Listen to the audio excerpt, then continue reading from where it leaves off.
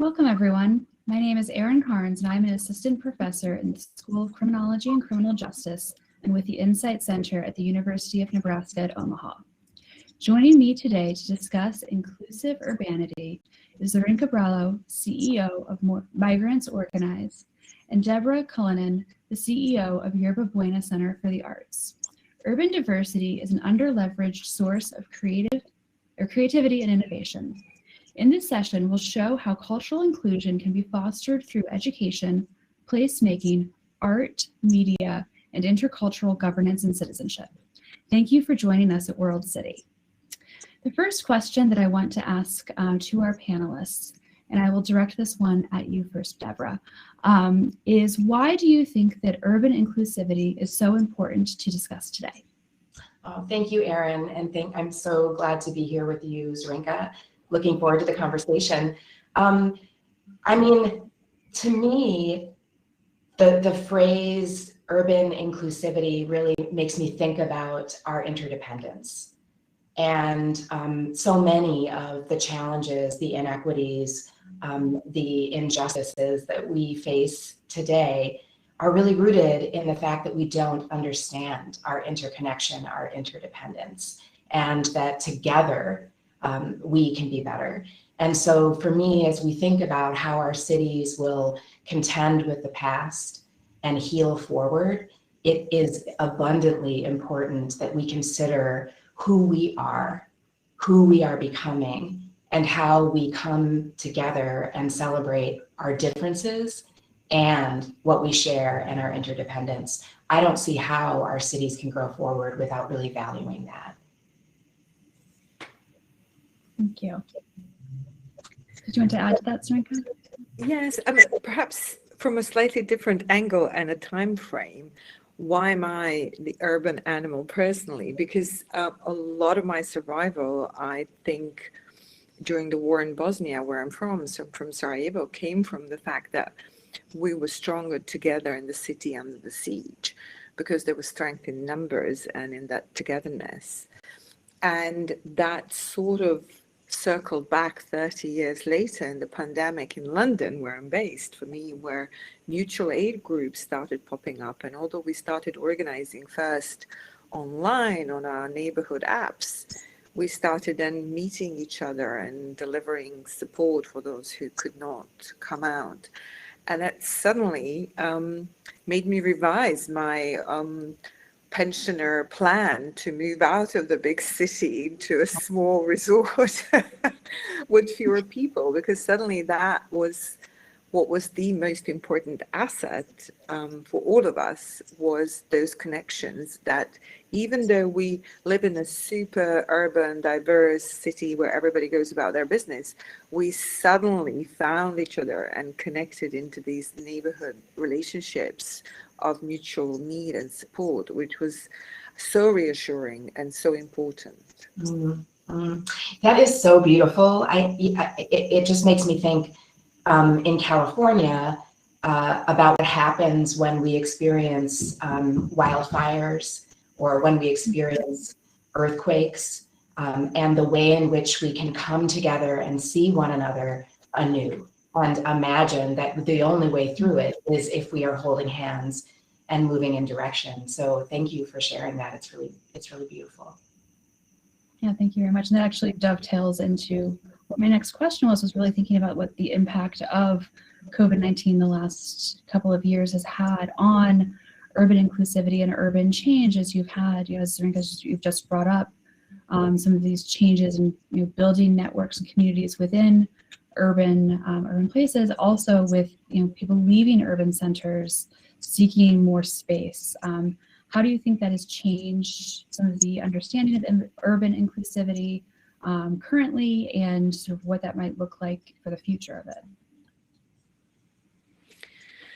Well, I think that it sort of exposed the good and the bad and the ugly and the great at the same time. So there's that kind of moment of solidarity, that connectedness and relationships, but it's also the infrastructure of a big city is quite scary when it's not working.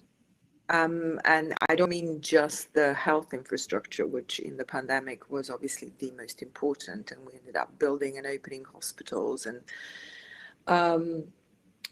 it's also navigating the space, travel, workforce, food deliveries, and we're experiencing some of that through Brexit in the United Kingdom right now, and shortage of labor. And even in big cities, where there are lots of people with skills and lots of migrants, that is still a challenge, the shortage of people and labor.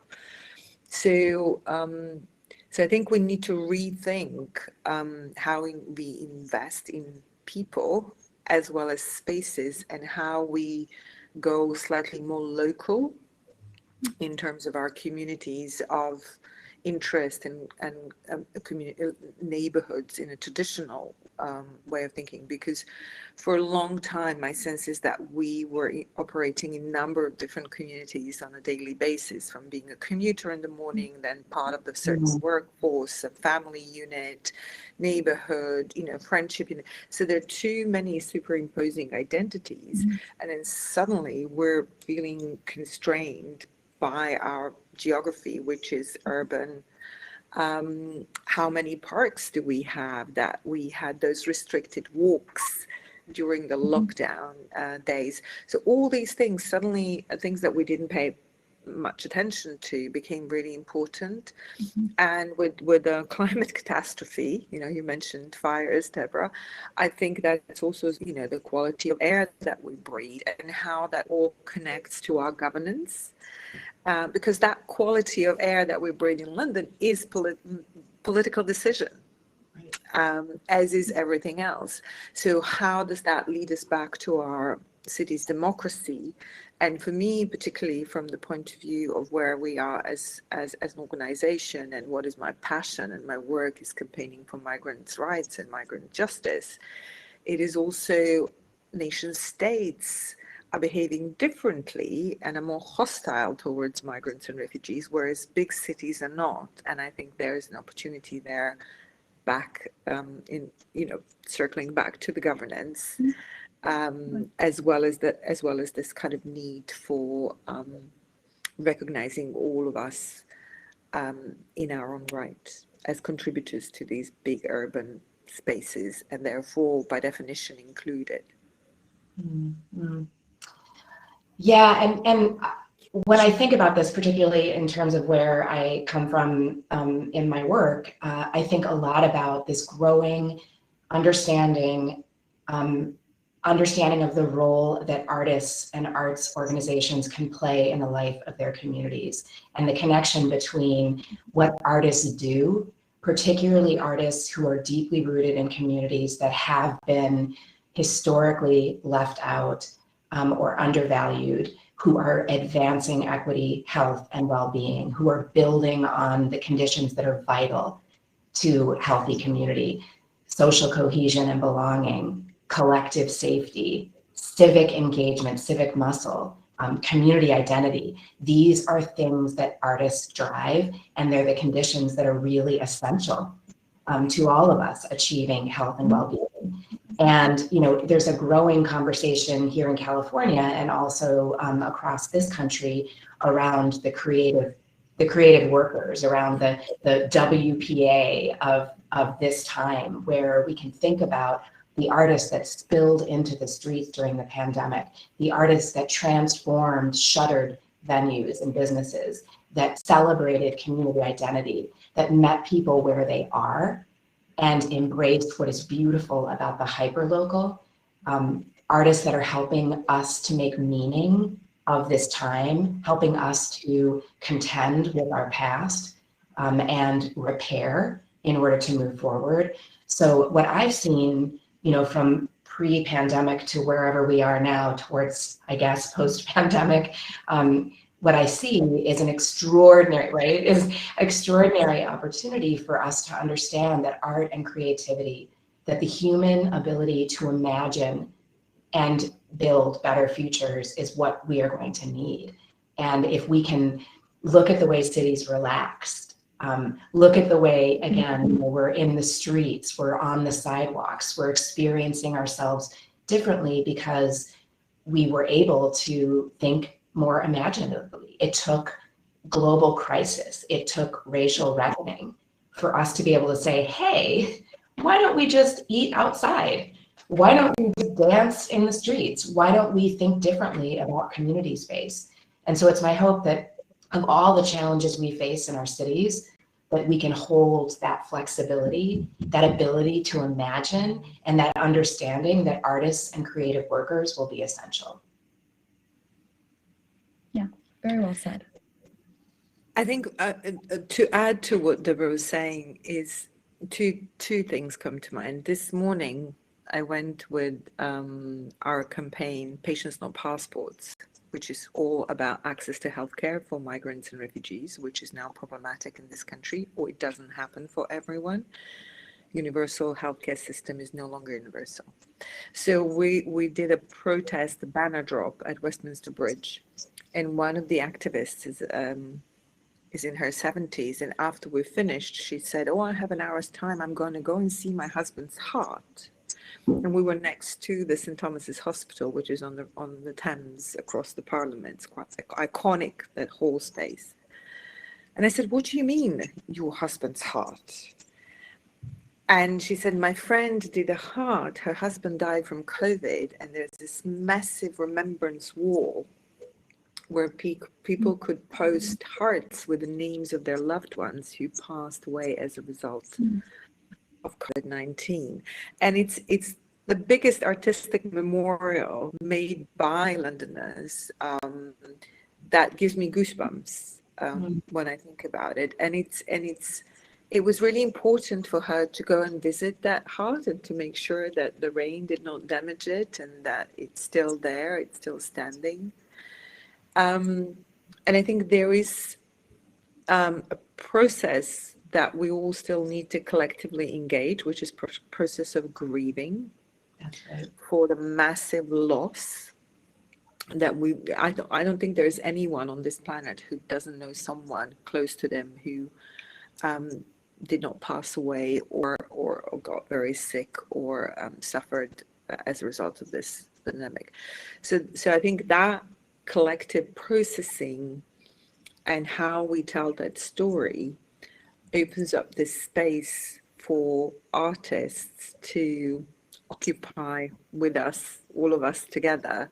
And it's something that on a smaller scale we do at Migrants Organize, because not everyone is therapy ready when they arrive. And a lot of the time we actually published 4 poetry books because people find it much easier to collectively process their experiences and to communicate, sometimes in very basic English, their day-to-day feelings through poetry. Yeah. And we work with writers who then guide them through that process, and we publish it. And then there is a public moment, which I think is really important.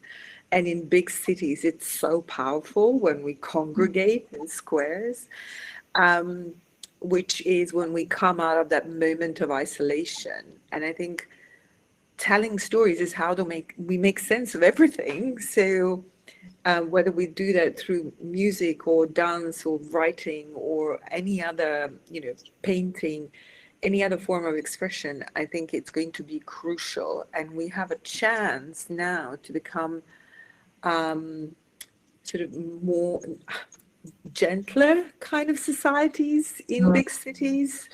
Maybe it's not the right word, but I'm still looking for one. But you know what I mean? It's kind of like abandon some of the harshness that we were all very proud of in big urban areas and surrender to a bit of emotion, I think, through that artistic expression. And I'm actually looking forward to that because I'm still feeling a little bit on a treadmill. Yeah, so beautiful. I mean, in addition to this incredible, this concept that you just put in front of us around the idea of a city that we can experience emotion. The city itself is it's just so beautiful and timely. And there's also this other piece of it that you're talking about, which is that cities often don't allow us to have memory. And we are not able to experience the memory of the city itself, what happened here, how people arrived, what happened to them, who was lost, who was displaced, and what those stories were. So this notion of like the true narrative of a place is really important, because the better we can feel and remember, the better we're going to be as human beings together moving forward. That's all very beautifully said. And this sort of dovetails, I think, a bit strangely, but I think that it does connect into my next question.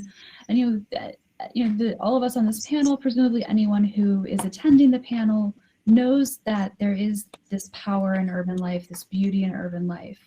One of the things that has struck me for most of my adult life is how we know that urban life can be beautiful. But when you look at media depictions of urban life and those who live it, they're often negative and inaccurate.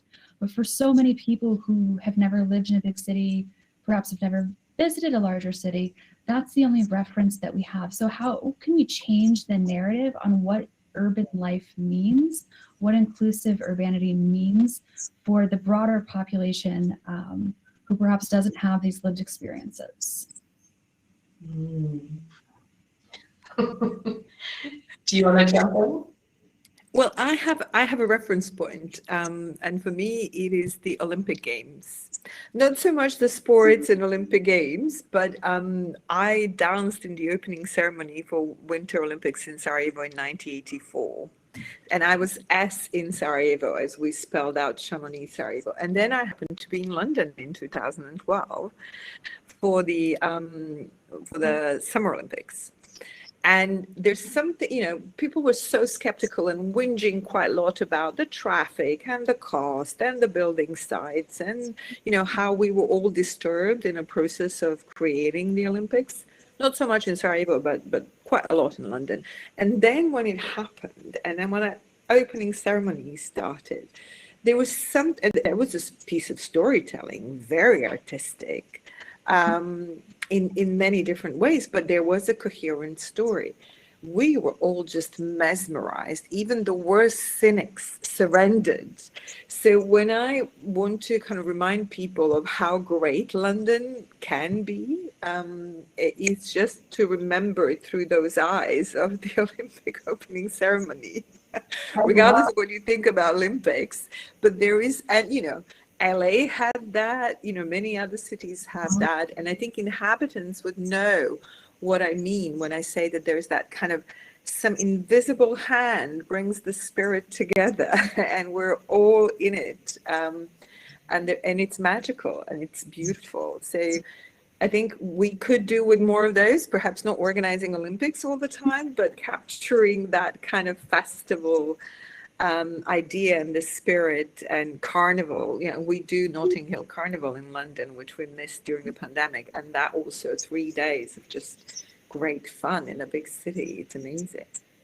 I love that. You had me thinking about the San Francisco Giants winning the World Series and the way the city like at one moment that is almost everyone sharing is beautiful. But what really came to mind for me is pride, is San Francisco pride, the rainbow flags. It is the coming together of thousands and thousands of people working over decades to change hearts and minds, and to do it through culture, through art, through creativity, through gathering. This idea that in order to shift culture, we bring our creativity to fore, and that's how we change policy. And so there was this before and after where, pride was suddenly embraced across the country. And it was no longer a question that two people who love one another, regardless of how they identify, should be able to be together. And to me, that feeling of like, we're all in this. And, now when we're celebrating Pride, you'll walk down this market street and, major brands will have big rainbow flags and all kinds of just celebration around this idea that we as a city can shift culture and shift policy. So sort of dovetailing off of that, where do you see the future of urban inclusivity going? And I'll ask you first, Deborah.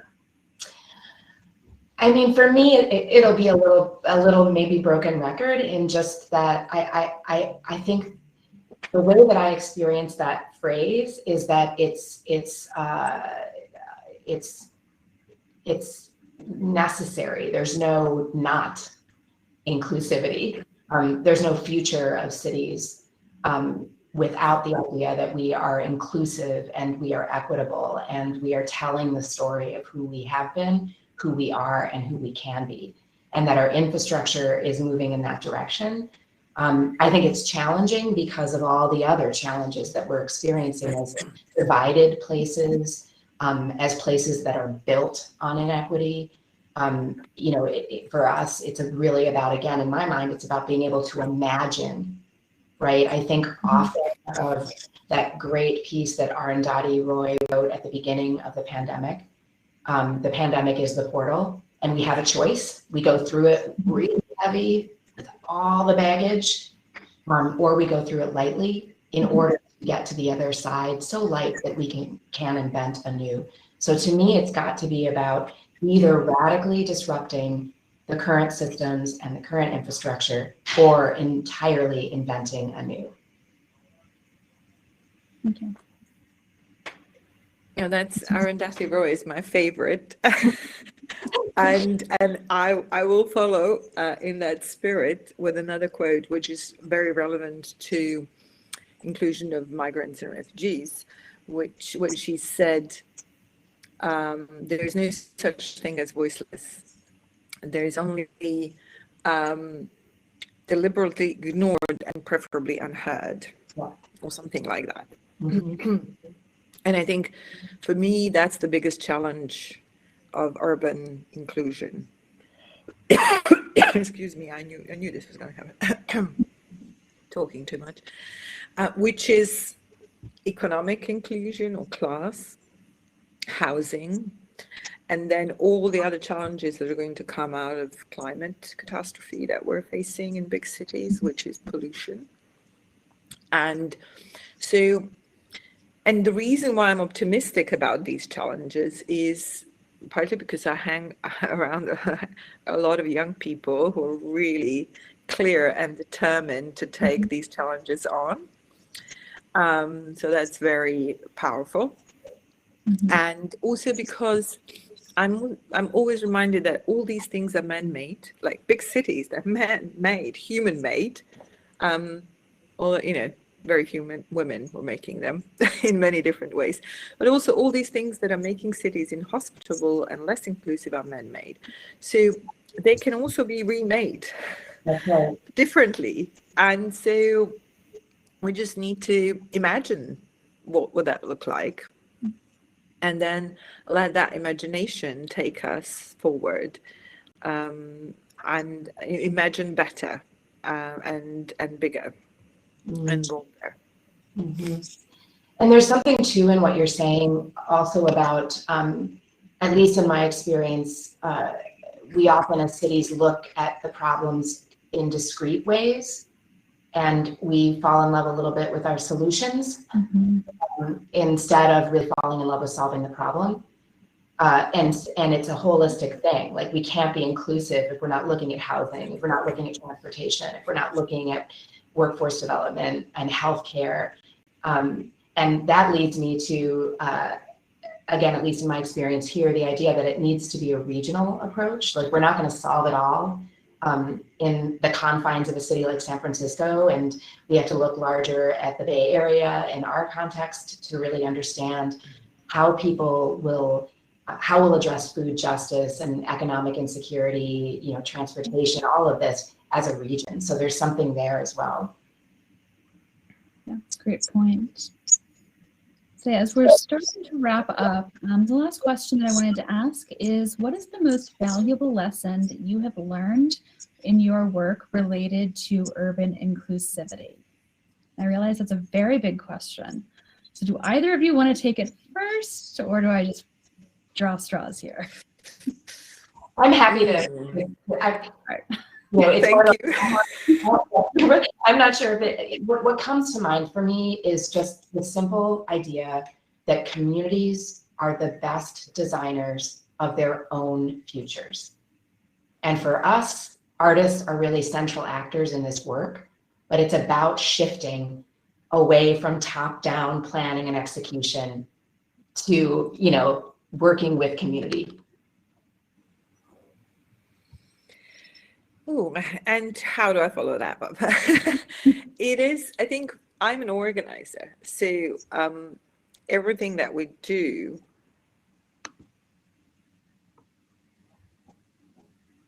is, so how do we reverse that story? You know, that question that you asked us, Erin, at the beginning. Right.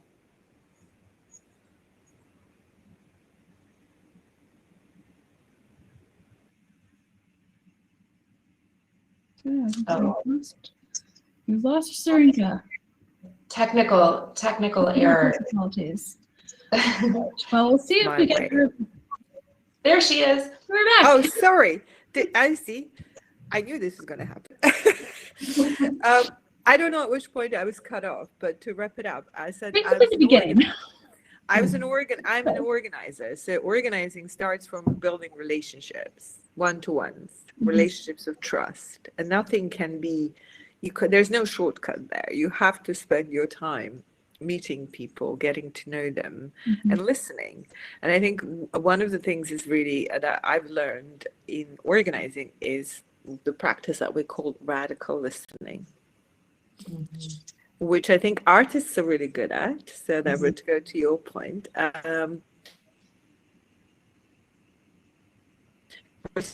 What they're hearing, whereas a lot of the time we're engaged in these big.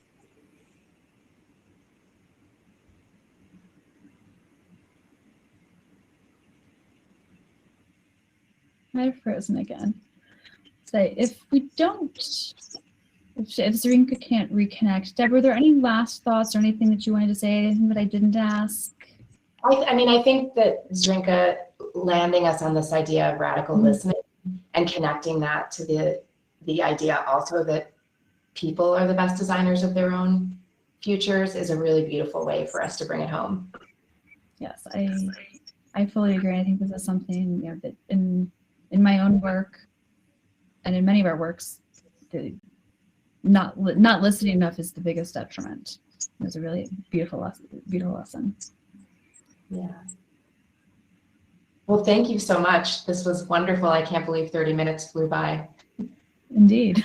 Can I just say one thing for big cities? We need better broadband.